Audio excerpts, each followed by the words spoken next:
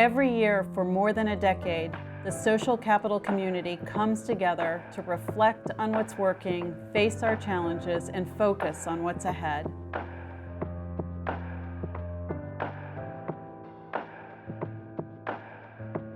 Let's start with what just happened since we last met. Social Capital 2020 was one of the last live conferences on Earth before the COVID-19 global pandemic.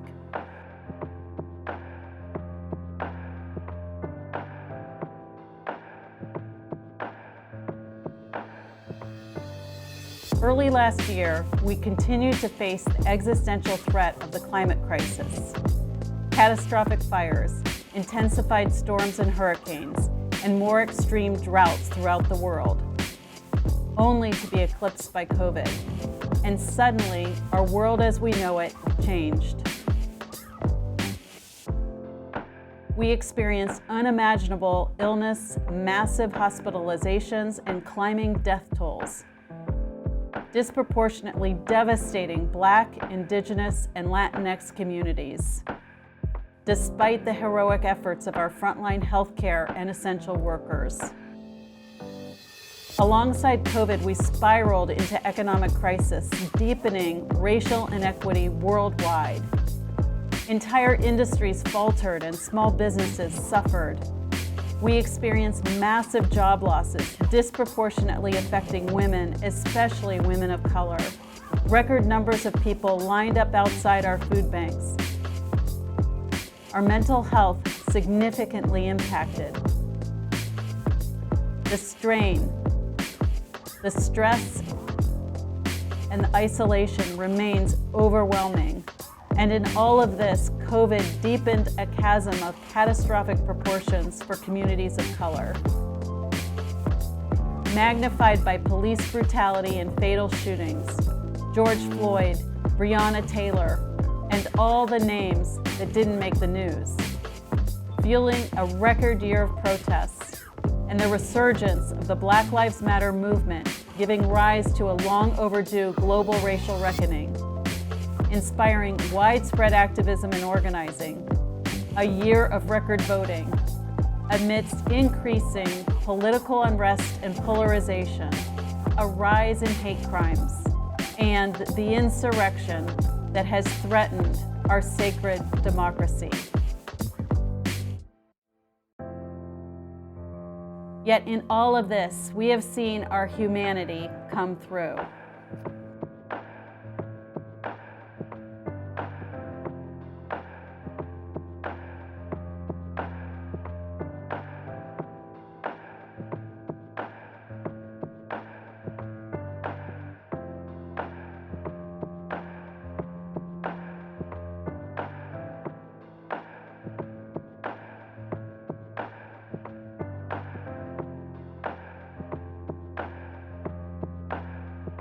It's hard to believe we were together a year ago in DC. It seems like time is a hallucination. You know, I've been thinking a lot about as we come into this conference and trying to make sense of everything that happened and curate the content and boil down what matters most. And I have to say that prior to COVID, we've been talking for a long time about the fact that a crisis was coming. We talked a lot about that there were so many deep-rooted problems in our society, and that honestly our sector and how we were approaching the problems wasn't really working. It felt like the problems were being held in place. And we talked about systems change and we talked about root problems, but we even said to ourselves, it's probably going to take a crisis to really have people and institutions change. We had no idea that COVID was that crisis. COVID revealed the cracks in our society, but it was an accelerator like no other. And honestly, I have never seen in my career leaders and institutions actually step up and get rid of sacred cows and make changes that they never would during times pre-COVID. And honestly, my biggest concern right now is that we figure out how we keep that sense of urgency and we don't let up, and that we're bold and not incremental, and we somehow find the way forward in a way that really keeps these deep-rooted problems front and center. So with that, I'd like to open up Social Capital 2021 and welcome to new members of the community. And I've boiled down 4 insights, 4 revelations and 4 insights to share with you today to kick off our exchange. First, the revelation is all about the idea that the system actually isn't even just broken. It was built for some of us, not all of us. And together, we need to reconstruct, and not just reconstruct, but deconstruct the system in order to have a solution and a society that serves everyone. As we think about the system and how we're going to go about it, we look at 3 critical interventions. First, we need to change the structure. And when we talk about the structure, we mean changing the policies, the practices, and the resources. The second intervention that we need to change is shifting power. For a long time, the power was in a command and control situation, and there's a growing recognition that the people closest to the problem are the ones that need to solve the problem. And there's a lot of talk about shifting the power, but to do that, we need to make sure that the people that are closest to the problem not only have a seat at the table, but they also have the relationships and the connections. And we also need to make sure that when we're looking at the people in power, that we are holding them accountable, both the individual leaders and the institutions. And third, which is the hardest and something that we really need to grapple with, and that is how we change mindsets, because people now more than ever are coming with their deeply held beliefs. We're more divided than ever, and so the importance of changing hearts and minds has risen to the top, but it's not enough to change hearts and minds. We really have to change behavior. Our speakers today will be talking about how they are on their journey for systems change. And they will share examples of where they are, what's working, and what's on their mind in terms of what else needs to be done. J&J will talk about they can help so many people with their products and with their innovation. But if they don't change the healthcare system and don't address the hospitals and don't address the resilience of healthcare workforce, we will not be able to solve problems in a sustainable way. P&G is here, and they will talk about changing mindsets, but rooted in behavior change. And they are really reforming advertising as one of the largest advertisers in the world. They're not only looking at what's in front of the camera and portraying all of humanity in front of the camera, but they're also looking at the supply chain of who's behind the camera and changing the representation of who's making these commercials, among so many other things in terms of being out front when it comes to gender and when it comes to race and when it comes to some of these deep-rooted issues that we need to address. SVP is here, and they'll be talking about disaster and the fact that at Katrina, nobody seemed to mind that Black and brown communities were completely left behind and never recovered.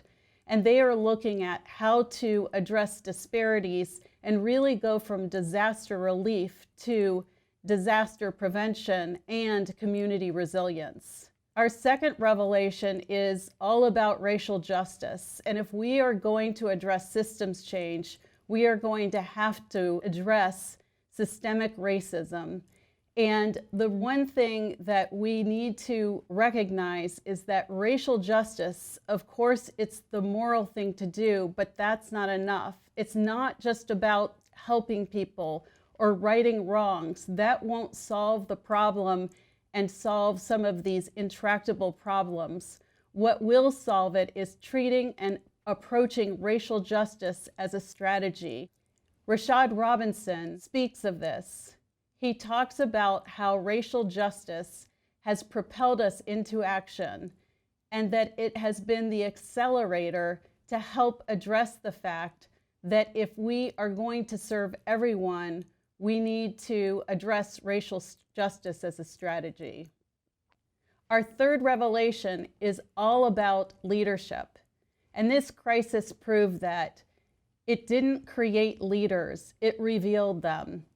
And a new type of leader is emerging, and they have certain traits that are way beyond the command and control. They're leaders that are sharing power. They're leaders at the top of national and global organizations that are creating more leaders. They're leaders on the ground in the community, really addressing what's critical for their communities to heal and to move forward and have sustainable change. They're more inclusive, they're co-owners, they're impatient for change, they're entrepreneurial, and they're team builders. They are the new power leaders, and they are the future, and they are you.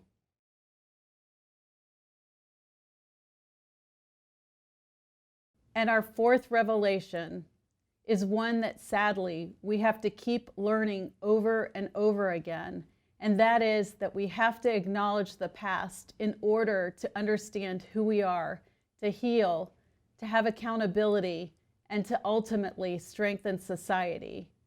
This insight is inspired by Lonnie Bunch, who's the head of the Smithsonian Institution. And he's going to talk today about history's role in helping us make sense of all these events and how we can possibly move forward.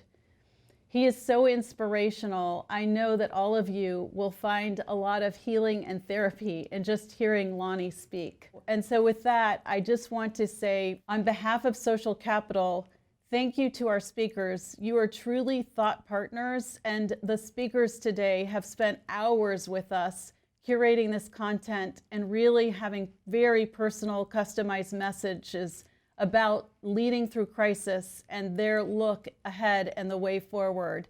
I also want to say, most of all, thank you to the participants in the room. You are hand-selected. You're part of a community that is leading from your seat, up, down, and all around. You've carried such a huge load over the year, and I say this every year. We know who you are. We know all that you do, and we thank you so much. And now, as a prelude to our next speaker, I'd like to share this inspiration.